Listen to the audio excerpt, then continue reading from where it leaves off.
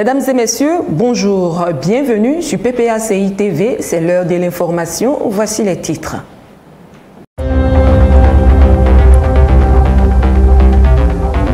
Visite d'amitié à Gadougou. Le président Laurent Gbagbo renouvelle son alliance avec la population. Élection présidentielle de 2025. La SIED échange avec les partis politiques.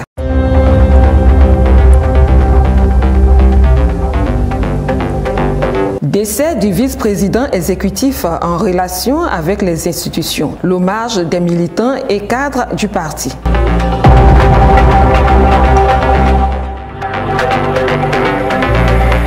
L'ouverture du procès du secrétaire général adjoint Kwa Justin, prévu le 4 décembre, est renvoyée au 8 janvier 2025. Quant à celui du vice-président du CSP, Damana Adia-Pikas, ouvert le 4 décembre, est renvoyé au 15 janvier après le passage de 14 témoins. Ils sont respectivement accusés de complot contre l'État, coup d'État et bien des chefs d'accusation. Depuis les années 90, le président Laurent Gbagbo a une alliance avec le village Gadougou, village situé dans le département de Gagnoa. À travers sa récente visite, le président Laurent Gbagbo renouvelle l'alliance. Un reportage de Ange Abraham et Yabi Nguessan. En visite d'amitié à Gadougou le 1er décembre dernier, les populations de ce petit village de Gagnoa ont communié avec le président Laurent Gbagbo. Le président du PPACI a une alliance vieille de plus de 34 ans avec le village de l'artiste Gagiseli Saint-Joseph. L'ex-capitaine des éléphants footballeurs et ses parents l'ont rappelé lors de la cérémonie. Cette alliance tire son essence dans l'histoire d'un meeting organisé à l'occasion d'une élection locale. Il était question du choix d'un représentant pour la circonscription de Ouagaï à l'hémicycle. C'était en 1990. Mon titre. Les choses étaient beaucoup plus difficiles à cette époque. Nous étions à l'heure du multipartisme. Ils m'ont expliqué que ce jour-là, le président Laurent Gbagbo les avait gratifiés d'un discours sans pareil. Galvanisés, ils étaient dans la l'allégresse totale. Et c'est alors que pour faire bien, le président Laurent Gbagbo avait décidé de sceller une alliance avec cette population de Gadougou, totalement acquise à sa cause. Au nom de cette alliance qui résiste au temps et aux circonstances, les populations vouent une fidélité sans pareille au président Laurent Gbagbo. Une fidélité exprimée dans les urnes depuis le retour du multipartisme. J'ai été député pendant 2 mandats. Le premier mandat, quand je faisais la campagne, ils en ont parlé, je suis venu, j'ai choisi un ami, évidemment j'ai eu 100% ici, j'ai eu 100% de voix. Le deuxième mandat, l'élection c'était en 96. Il y avait eu des problèmes en Gagnoa. Donc, le ministre Bondé a rejeté les élections de Gagnoa 1 an plus tard. Et je suis venu faire campagne.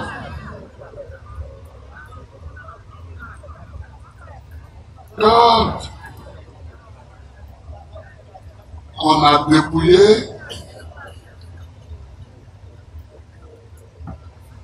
à Gadougou, il y avait eu 3 voix contre Gbagbo. Mais ils avaient été meurtri. Il avait été blessé à Gadougou. Il dit d'où viennent ces 3 voix qui nous ont manqué pour faire 100%. Le président garde de très bons souvenirs de cette alliance et remercie les fils et filles du village. Je vous remercie pour cet attachement. Je vous remercie pour cette union avec le candidat que j'étais. Je vous remercie. Je vous remercie. Les pressions politiques, les achats de conscience, les chantages et toute autre forme de menace n'ont pas eu raison de l'alliance du président Laurent Gbagbo avec le village Gadougou. Œuvrant pour des élections crédibles, apaisées et transparentes, le président de la concertation interpartie pour des élections démocratiques SIED échange avec les partis politiques. Il était au siège du PPACI le 5 décembre 2024. Les détails. Le président exécutif du PPACI a reçu en audience le 5 décembre au siège du parti une délégation de la concertation interpartie pour les élections démocratiques SIED conduite par son président Dr Blé Pierre. Le président exécutif Sébastien Dano avait à ses côtés pour la circonstance la deuxième vice-présidente exécutive Agnès Monet, les secrétaires généraux en charge de l'administration et de l'audit Fofana Namizata et Anagama Olivier et le secrétaire national technique Bissouma Léonard. Après une demi-heure d'échange, Dr Blé donne les raisons de cette visite. Nous acheminons progressivement vers les échéances présidentielles de 2025. Il est important pour notre programme à la SIED. Chaque année électorale, nous rencontrons les partis politiques. Et nous avons des missions dans les QG, parler avec les leaders politiques pour leur présenter la cartographie ou alors leur demander les doléances qui peuvent permettre à notre pays d'avoir de bonnes élections. Et donc, sensibiliser au mieux les militants à travers les visites pour que ces élections-là aient un bon dénouement. Donc c'est une des raisons principales. Nous sommes aussi venus saluer notre aîné, le professeur Dano, pour que le président exécutif du PPACI pour aussi prendre ses conseils et améliorer notre plaidoyer auprès du lobbying que nous allons faire pour avoir des bonnes élections. Une initiative saluée par le président exécutif qui les encourage dans cette volonté. J'allais dire les adversaires pour que les choses se passent bien. Donc nous avons accueilli cela avec beaucoup de joie parce qu'effectivement les élections en Afrique se passent toujours très mal. Et plus particulièrement dans notre pays, ça fait bientôt une vingtaine d'années que nous sommes dans des élections difficiles. Donc s'il y a des hommes et des femmes dans une organisation qui s'intéresse à cette situation pour que les choses se passent bien, nous ne pouvons qu'applaudir. Donc le président et son équipe sont venus nous voir, nous avons exposé nos préoccupations, nous les avons encouragés. C'est un travail difficile. On a affaire à des hommes et des femmes et chacun défend son intérêt. Et quand c'est comme ça, c'est l'intérêt qu'on suit souvent. Donc leur rôle, c'est de nous mettre tous d'accord pour qu'on ait un minimum de dénominateurs communs concernant les élections, qui concernent par exemple l'organisation paisible, inclusive, transparente et crédible de ces élections-là. Et comme je l'ai toujours dit, le meilleur gagne et que le vaincu congratule le vainqueur. C'est pour ça qu'ils se battent, c'est la seule mission qu'ils sont. Nous les encourageons. Nous les encourageons, nous sommes disponibles pour tous les contacts qu'on peut avoir, pour les échanges qu'on peut avoir, nous sommes vraiment disponibles. Créée en 2014, la SIED a pour mission de mener des activités de consolidation de la paix à travers le dialogue entre les partis et groupements politiques, mais aussi par le code de bonne conduite. Le mardi 3 décembre dernier, au siège du parti, à la Riviera 3, la direction et les militants du Parti des peuples africains Côte d'Ivoire ont rendu un hommage militant au vice-président exécutif en charge des relations avec les institutions Jojo Toba, disparu le 25 octobre 2024. Un reportage de Françoise Rabé et Steven Djedje. le Parti des peuples africains Côte d'Ivoire, PPACI, a rendu un hommage mérité à l'ex-ambassadeur de la Côte d'Ivoire près de la Libye, son Excellence Feu Jojo Togba Ferdinand, décédé le 25 octobre à Abidjan. Au siège du parti à la Riviera, devant sa veuve, ses enfants, petits-enfants et familles, la direction du PPACI, conduite par le premier vice-président Dr Assou Adou, a salué la mémoire de l'illustre disparu qui aura marqué d'une empreinte indélébile ses compagnons de lutte. Tour à tour, ils se sont succédés pour le piquet d'honneur. Anecdote, témoignage. Les petits-enfants Jojo, la grande famille Jojo, camarades membres de la direction et les instances du parti, camarades militants, militantes. Voilà en quelques mots les souvenirs impérissables que j'ai gardés de mon frère, ami et compagnon de Jojo Togba. Un homme engagé, un homme fidèle, un homme loyal, un homme déterminé. Il a tout donné pour son parti. Il a tout donné pour son mentor. Nous lui disons infiniment merci. Nous lui promettons que la lutte qu'il a commencée, le combat qu'il a commencé, nous allons le continuer. Nous allons continuer ce combat. Que son âme repose en paix.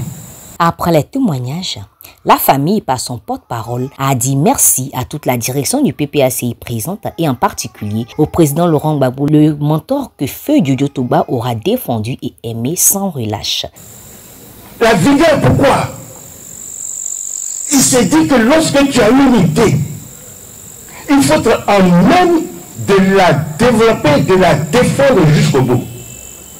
Et que personne ne te fasse reculer. Je crois que vous venez de le dire, vous tous. Et cela est compatible à ce que il nous a appris. La rigueur, c'est que tu ne peux pas ordonner quelque chose sans que toi-même tu ne sois le premier à en être l'exécutant.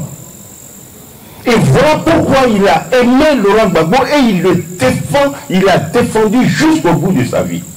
Parce que Laurent Gbagbo était de ceux qui ne raisonnaient pas seulement, mais qui avaient une disposition à passer devant pour que ceux qui le peuvent, qui peuvent marcher à son rythme, le suivent.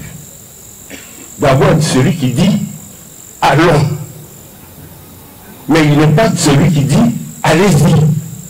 Que Dieu vous bénisse tous pour votre sincérité, votre fidélité, mais votre humanisme. On comprend pourquoi le FPI a été fort et pourquoi le PPACI est fort aujourd'hui, parce que les hommes qui s'y trouvent ont le sentiment très cohérent, très puissant d'être ensemble et de se sentir frères. Que Dieu vous bénisse tous. Premier vice-président, Dr Assou Adou, a dit toute sa fierté d'avoir connu l'homme. Ainsi donc, il a exhorté tous les amis présents à continuer la lutte. Et ce que nous devrons faire, c'est prendre l'engagement. Que ce qu'on a décidé, faire triompher cette lutte que nous avions entamée depuis notre jeunesse, depuis l'université, pour certains depuis le lycée. Les jeunes comme Akoum ont été faits prisonniers déjà lorsqu'ils étaient au lycée. Jusqu'à aujourd'hui, ils sont dans le combat. Ce combat-là, en 2027, il faut qu'on triomphe. Donc à vous tous, je vous dis Yakou. Je nous dis Yakou. Et en même temps, je dis, lèvons-nous, ayons le courage, parce que la victoire n'est pas loin. Le 7 décembre prochain, Feu Jojo Togba Ferdinand reposera à jamais dans le village de Badia, dans la sous-préfecture de Saïwa, auprès de ses ancêtres. Le secrétaire général adjoint en charge des détenus politiques, Patrice Coutet, a effectué ce jeudi 5 décembre une visite de courtoisie à plusieurs familles de détenus politiques. Il était accompagné du secrétaire général adjoint Bouenzoué Jacques, représentant le secrétaire général Jean-Gervais Cheidé, Kevin Kobenan et Steven Djedje. À travers son secrétaire général adjoint Patrice Couté, le PPACI manifeste sa politique de solidarité aux prisonniers d'opinion et leurs familles. Dans le cadre de cet élan de solidarité, le secrétaire général adjoint Patrice Couté a entamé une série de visites le jeudi 5 décembre. À Yopougon, il s'est rendu successivement chez les familles Kwasi Rodrigue et Madou Zadi. Tous deux ont été arrêtés pendant la marche contre la vie chère organisée par la société civile. Madou Zadi aurait subi une opération chirurgicale afin d'extraire des clous de son ventre. Un peu plus tard, la visite a continué chez la famille Seyake Ignons, arrêté lui en 2020 et toujours en attente de jugement. Ce vendredi, Patrice Couté était à Bingerville pour apporter le soutien du parti à d'autres familles. Toutes les familles se portent bien. Les enfants et leurs mamans ont le moral. Le PPACI ne visite pas que les familles des détenus PPACI. Le secrétaire général adjoint chargé des détenus politiques que nous occupons visite aussi d'autres détenus, d'autres d'obédience politique. Mais parce que le président Gbagbo, il est solidaire. Le PPACI est un parti socialiste.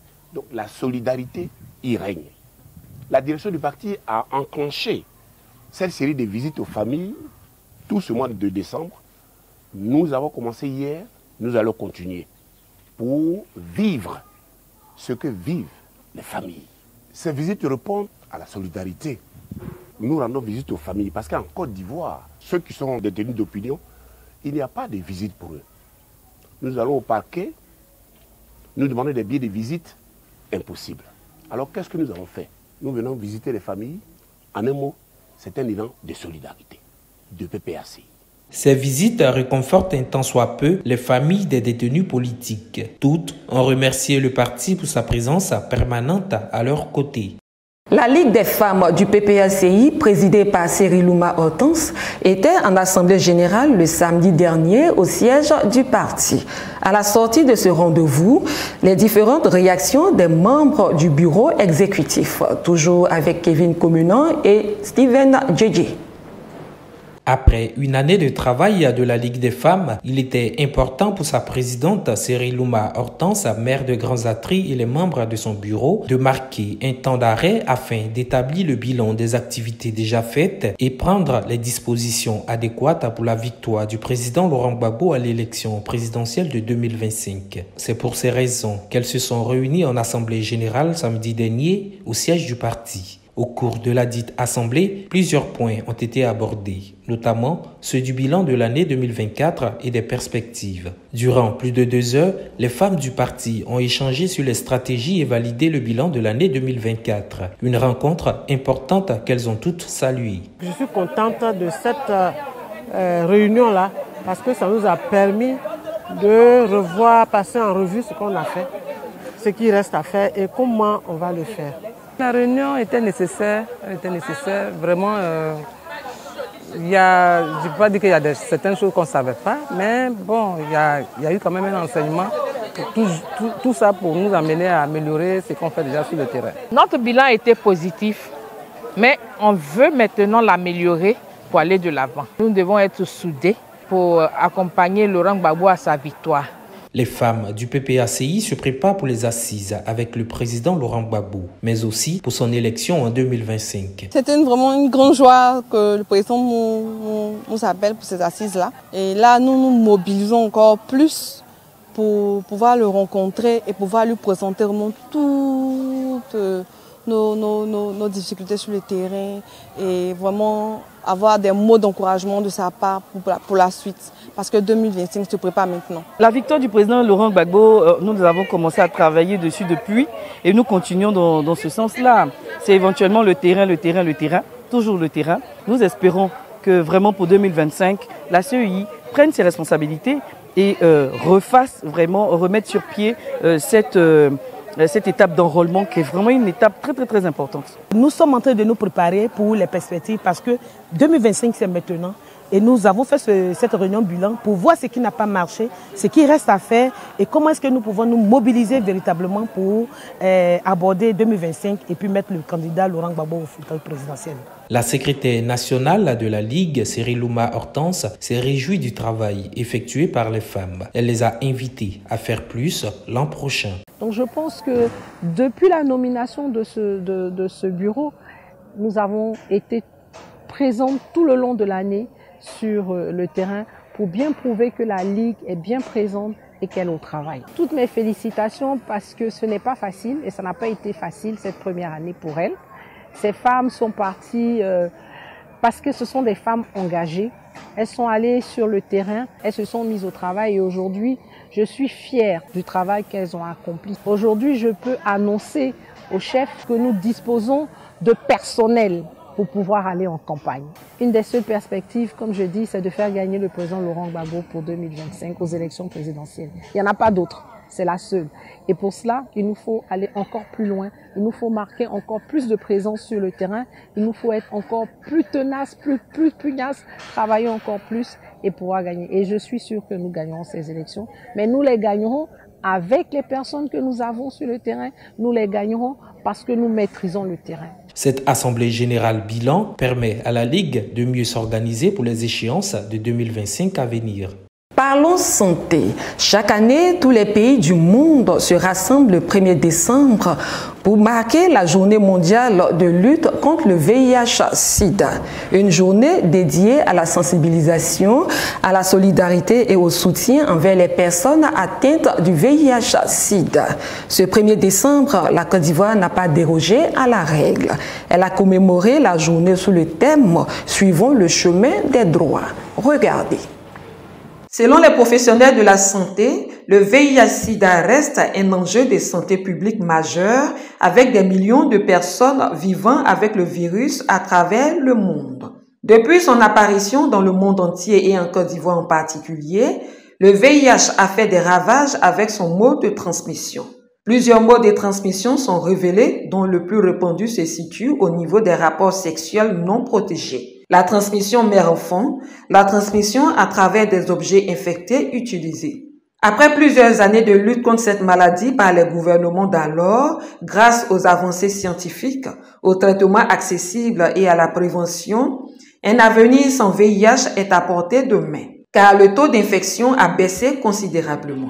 Surtout chez les jeunes dont l'âge varie entre 15 et 25 ans grâce à la sensibilisation accrue depuis des années. L'objectif pour les professionnels de la santé et des partenaires, c'est d'éradiquer la maladie à l'horizon 2030.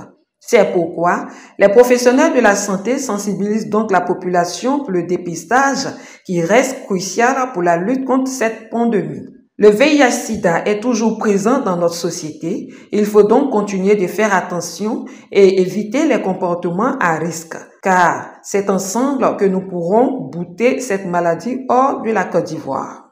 Point final pour cette édition. Nous rappelons que l'épouse du président Laurent Gbagbo, Mme Nadiane Gbagbo, reprend sa tournée de remerciements et de gratitude aux femmes ce dimanche 8 décembre 2024 à Atekoubé. Merci de nous avoir suivis. Au revoir.